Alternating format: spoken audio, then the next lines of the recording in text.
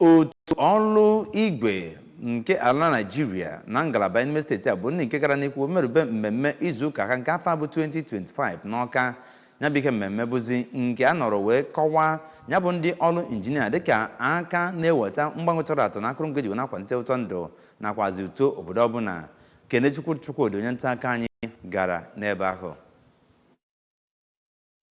Mmemme ahụ onye bụ onye isi oche nke ngalaba ahụ bụ injinia Mary Jane Okoli kwusiri ike na ngalaba ahụ bụ nnukwu otu na-eweta ihe dị iche yanakwa ọganiru n'obodo ma kenekwa gọọmenti Anambra steeti na mbọ ha na-agba sitekwe na ihe na-alụpụta na obodo Anambra. Onye bụ kọmishọna na-ahụ maka ọlụ bụ injinia Ifeanyi Okoma kwupụtara ọlụ gọọmenti na-alụ ịhụ na ewetara ọnọdụ mgbanwe na obodo Anambra site na ịrụpụta ụzọ dị iche iche yanakwa ihe ndị ọzọ na-enyere agamniru obodo aka. Ndị ọzọ bụ ndị kwuru okwu n'oge mmemme ahụ ndị gụnyere otu onye na-alụpụta aluminium bụ Odoziakụ Medlin Nnọlem onye chịpụgoro otu ahụ bụkwara onye bụ President General nke Adazi Nnukwu bụ injinia Cyril Anieto yana otu onye na kọmpani na-alụ okporo ụzọ bụ injinia Abdullah Udi kwusiri ike